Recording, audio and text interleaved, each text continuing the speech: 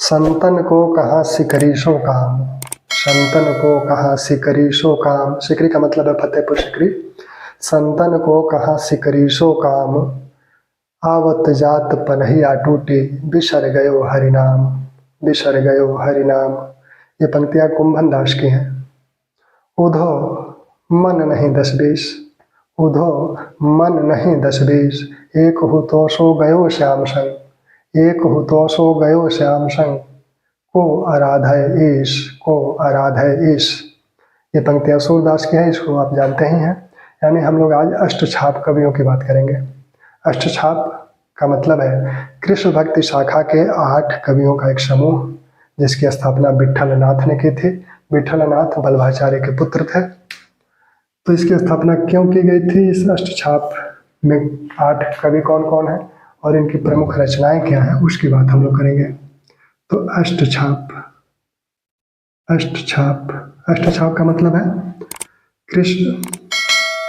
कृष्ण भक्ति शाखा, कृष्ण भक्ति शाखा के 8 कवियों का समूह, 8 कवियों का समूह। इसकी स्थापना की थी विट्ठल नाथ ने। विट्ठल नाथ ने, विट्ठल नाथ थे कौन? ये बल्लभाचार्य के पुत्र थे, बल्लभाचार्य के पुत्र थे। ठीक। विट्ठल नाथ ने, माना जाता है कि 1565 में, 1565 ईस्वी, 1515 में विट्ठल नाथ का जन्म हुआ था। 1565 ईस्वी में विट्ठल नाथ ने अष्टछाप की स्थापना की। जो बल्लभाचार्य के 84 शिष्य थे, उनमें से 4 शिष्यों को लिया, और विट्ठल नाथ के स्वयं के 252 शिष्य थे, उनमें से 4 शिष्यों को लिया, और इस तरह से 8 इन कवियों से अष्टछाप का गठन हुआ। इनके कुल 84 शिष्य थे, इनमें से 4 कवियों को लिए। इनके कुल 252 शिष्य थे, इनमें से 4 को लिए, और इस प्रकार इन 8 से अष्टछाप का गठन हो गया।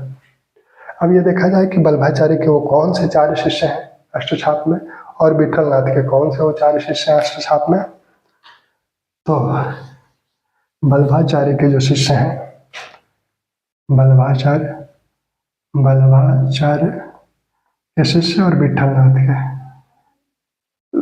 नाथ के शिष्य, सबसे पहले कुंभन दास पहले, अष्टछाप के पहले कवि भी यही हैं।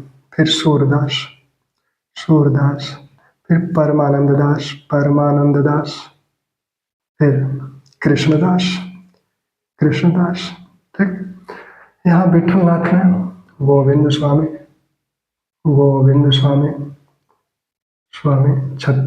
छित्ता स्वामी, नंददास, चतुर्भुज दास। ठीक। तो ये बल्लभाचार्य के जो 4 शिष्य थे जो अष्टछाप में थे, वो थे कुंभन दास, सूरदास, परमानंद दास और कृष्णदास। विट्ठल नाथ के शिष्यों में कौन कौन थे? गोविंद स्वामी, छित्ता स्वामी, नंददास, चतुर्भुज दास। अब ये सभी एक ही जाति के नहीं हैं, क्योंकि बल्लभाचार्य खुद भी हिंदू जाति व्यवस्था के विरोधी थे। तो इसमें जो कुंभन दास है और चतुर्भुज दास है, चतुर्भुज दास कुंभन दास के पुत्र हैं। चतुर्भुज दास कुंभन दास के पुत्र हैं, और ये दोनों लोग क्षत्रिय हैं। ये जो कृष्णदास है, ये कुणबी समुदाय से थे, और सभी ब्राह्मण थे। नंददास के विषय में ये माना जाता है कि ये तुलसीदास के चचेरे भाई थे। तुलसीदास के चचेरे भाई थे। नंददास के विषय में कहा जाता है कि ये तुलसीदास के चचेरे भाई थे। अष्टछाप के पहले कवि कुंभन दास हैं, और सबसे वरिष्ठ भी हैं। सबसे वरिष्ठ हैं कुंभन दास, क्योंकि जब इसका गठन हुआ था तब इनकी आयु लगभग 70 वर्ष थी। तो कुंभन दास सबसे वरिष्ठ कवि हैं, और नंददास सबसे कनिष्ठ है। ठीक। अब देखा जाए साहित्य की दृष्टि से इसमें कौन सर्वश्रेष्ठ है, तो साहित्य की दृष्टि से अष्टछाप कवियों में सर्वश्रेष्ठ है सूरदास, पहले नंबर पे हैं। दूसरे नंबर पे नंददास है, तीसरे नंबर पे परमानंद दास है। सूरदास की जो प्रमुख रचनाएं हैं उसमें से काफ़ी रचनाएं आप जानते हैं, जैसे सूर सागर। सूरदास की जो रचनाएं हैं, सूर सागर, सूर सरावली, सूर सरावली, साहित्य लहरी, साहित्य लहरी, सूर सागर की सूरदास की प्रमुख रचनाएं हैं। सूर सागर, साहित्य लहरी, सूर सरावली, ब्याहलो, ब्याहलो। ठीक, तो इनकी ये प्रमुख रचनाएं हैं, और भी हैं लेकिन प्रमुख ही हैं। दूसरे नंबर पर नंददास है। नंददास की प्रमुख रचना क्या है? रास पंचाध्यायी, रास पंचाध्यायी, रास पंचाध्यायी, पदावली, पदावली, ये इनकी प्रमुख रचनाएं हैं। परमानंद दास की जो रचनाएं हैं, एक तो है परमानंद सागर, परमानंद सागर। दूसरी है उद्धव लीला, उद्धव लीला। कृष्णदास की जो रचनाएं हैं, कृष्णदास की रचनाएं हैं में एक तो भ्रमर गीत है इनका, भ्रमर गीत। दूसरा है प्रेम तत्व, प्रेम तत्व निरूपण, प्रेम तत्व निरूपण। ठीक, चतुर्भुज दास की कुछ रचनाएं हैं, जिसमें से एक प्रमुख रचना है इनका भक्ति प्रतिभा, भक्ति भक्ति प्रताप, भक्ति भक्ति प्रताप चतुर्भुज दास की प्रमुख रचना है। ठीक, तो इनमें सबसे प्रमुख है सूरदास, लेकिन शब्द संस्थाओं की दृष्टि से सबसे प्रमुख है नंददास। शब्द संस्थाओं की दृष्टि से सबसे प्रमुख है नंददास। ये सभी कवि हिंदी का जो भक्ति काल है, उस भक्ति काल के ये सभी कवि हैं, और हिंदी का स्वर्णयुग भक्ति काल ही माना जाता है। लगभग 1325 से 1650 ईस्वी के बीच का जो काल है, वह हिंदी साहित्य में भक्ति काल के नाम से जाना जाता है, और हिंदी साहित्य का स्वर्णयुग वही है। यहाँ ये जो कवि हैं, पूर्ण कृष्ण की पूर्ण लीला दो लोगों ने रची है। कृष्ण की पूर्ण लीला की व्याख्या का वर्णन दो लोगों ने किया है, एक तो सूरदास, दूसरे परमानंद दास। सूरदास और परमानंद दास ने कृष्ण की संपूर्ण लीला को पदों में सजोया है। सूरदास अपने वात्सल्य चितेरे, अप्रतिम वात्सल्य चितेरे हैं। बालकों की मनोभावना को पढ़ने वाले आज तक के सबसे प्रसिद्ध कवि सूरदास हुए हैं। माना जाता था कि ये अंधे थे। अब इनकी अष्टछाप की आवश्यकता क्यों पड़ी, तो उसको जानने के पहले थोड़ा सा हम लोग वल्लभाचार्य के विषय में जान लें। वल्लभाचार्य के विषय में, वल्लभाचार्य, वल्लभाचार्य का जन्म हुआ था 1479 में। 1479 में वल्लभाचार्य का जन्म हुआ था। इसके पहले हम लोग गुरु नानक की बात किए थे, याद है गुरु नानक का जन्म कब हुआ था? इनसे 10 साल पहले 1469 में गुरु नानक का जन्म हुआ था, और इनका जन्म 1479 में हुआ है। कहाँ जन्म हुआ? तो जन्म स्थान है इनका रायपुर, आज का जो रायपुर है, रायपुर के चंपारण्य, चंपारण्य में। इनके जो पिता थे और इनकी जो माता थी, पिता इनके लक्ष्मण भट्ट है और माता इनके इल्या मगारू हैं। पिता इनके लक्ष्मण भट्ट और माता इल मगारू, ये विजयनगर की थी।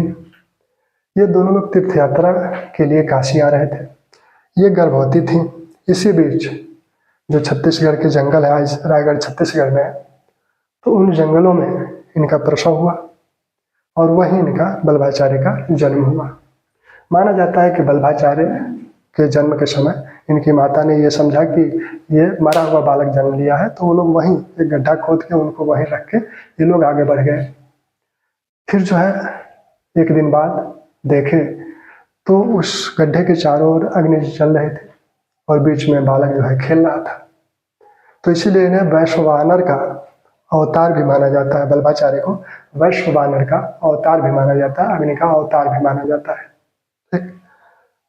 बल्बाचार्य का अधिकांश जो कार्यस्थली थी वो गोकुल था, मथुरा थी, गोकुल था। और इनका जो निधन हुआ वह काशी में हुआ। काशी में हनुमान घाट पर इन्होंने जल समाधि ले ली। काशी में हनुमान घाट पर इन्होंने जल समाधि ले ली। इनके जो सिद्धांत हैं वो क्या है? इनके सिद्धांत है शुद्धाद्वैतवाद, शुद्धाद्वैतवाद, शुद्धाद्वैतवाद,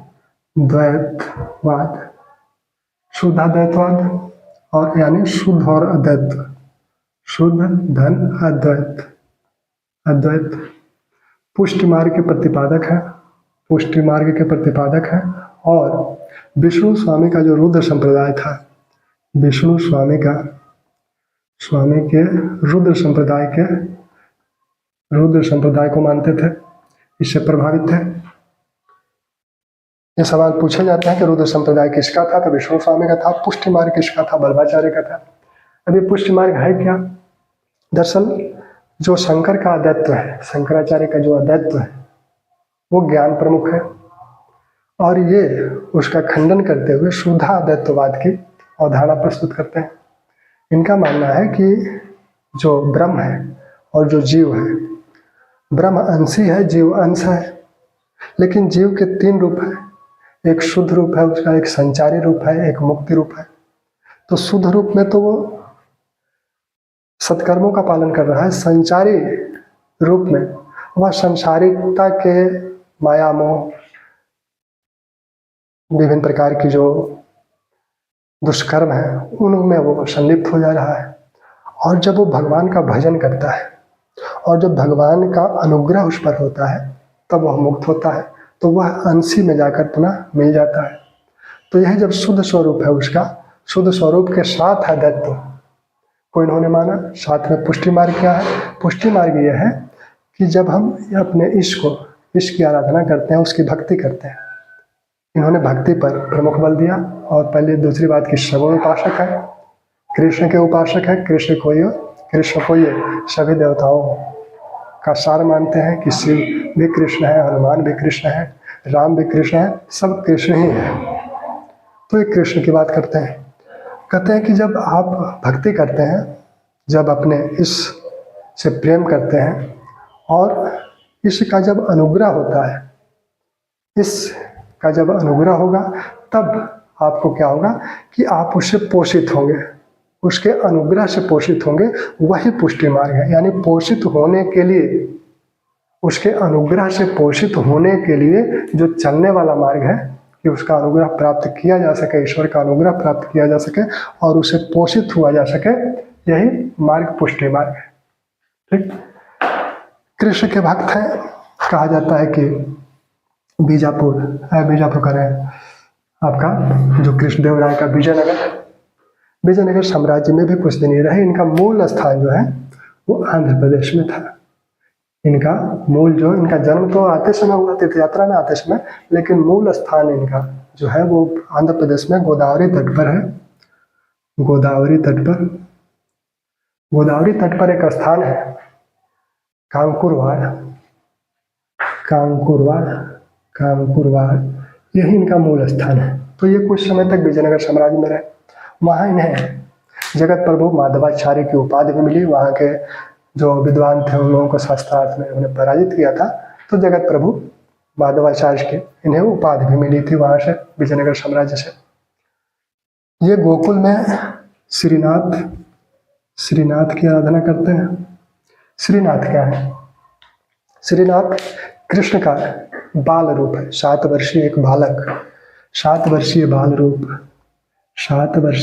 रूप कृष्ण का, 7 वर्षीय बाल रूप, यही श्रीनाथ है। तो यह एक काले रंग की शिला थी गोकुल में। औरंगजेब विभिन्न मंदिरों को तोड़वा रहा था, काशी भी, मथुरा भी। तो उस शिला को भी तोड़वाने का प्रयास किया, लेकिन वह हर बार असफल हो जा रहा था। तो वहाँ के जो पुष्टि मार्ग के अनुयायी थे उन लोगों ने विभिन्न राजाओं से आग्रह किया कि आप लोग इस मूर्ति को कहीं अपने राज्य में ले जाकर स्थापित कर लीजिए जिससे ये बच जाए। लेकिन औरंगजेब के डर से कोई इसको स्वीकार नहीं कर रहा था। अंत में मेवाड़ के राजा राणा सिंह ने यह स्वीकार किया कि हम उस मूर्ति को लाएंगे, अपने यहाँ स्थापित करेंगे। तो 1672 में मेवाड़ के राजा राणा सिंह लेकर आए और इसको जो है अलावरी पहाड़ियों के बीच बनास नदी तट पर स्थापित किया, जिसे श्रीनाथ कहा जाता है। श्रीनाथ मंदिर भी बना। यह आज राजसमंद जिला में है, जयपुर से लगभग 50 किलोमीटर दूर राजसमंद जिला में है। ठीक, तो वहाँ श्रीनाथ का मंदिर है। अब इस कृष्ण की आराधना पहले तो कुम्भन दास थे, सूरदास थे, उनके लिखे गीतों को गाकर आराधना की जाती थी। वल्लभाचार्य के बाद वल्लभाचार्य के 2 पुत्र हैं, गोपीनाथ और विठलनाथ। गोपीनाथ का पहले ही देहांत हो चुका था, वल्लभाचार्य जब जीवित थे तभी। तब विठलनाथ इनके उत्तराधिकारी बने। तो उन्होंने क्या किया कि इस श्रीनाथ का उनका अष्ट श्रृंगार किया जाने लगा। विभिन्न ऋतुओं, विभिन्न समयों के लिए अलग अलग राग में गीत लिखे जाने लगे, लिखने की आवश्यकता महसूस की गई।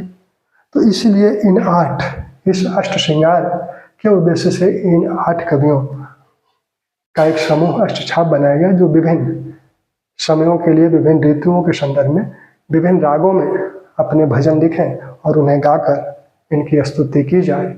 और जब उनकी स्तुति की जाती थी तो ये 8 कवि वहाँ रहते थे, उनके सखा के रूप में, कृष्ण के सखा के रूप में। इसलिए इन्हें अष्ट सखा भी कहा जाता है।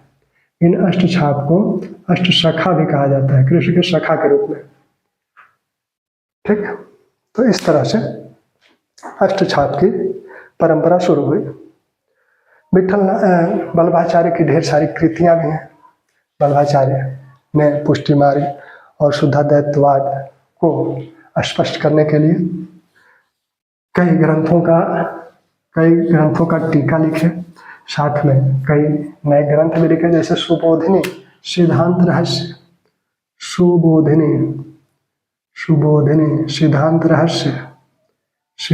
रहस्य, ये वल्लभाचार्य के हैं। साथ में इन्होंने पूर्व मीमांसा पर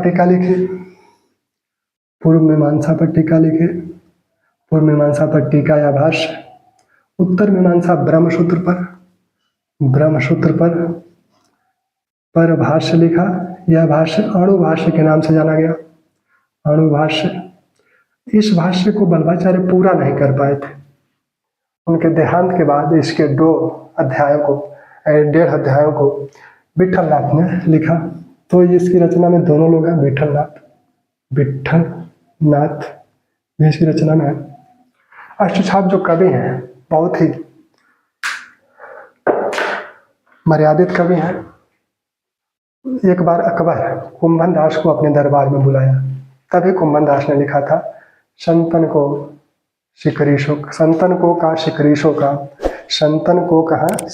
काम, ये कुम्भन दास ने लिखा था। और कि मैं सिकरी, मेरा क्या काम है, और आने जाने में ही मेरी ज्योति टूट जाएगी और राम को मैं अपने प्रभु मुझसे बिसर जाएंगे। तो उन्होंने लिखा था संतन को कहा सिकरी शो काम, आवत जात पनहिया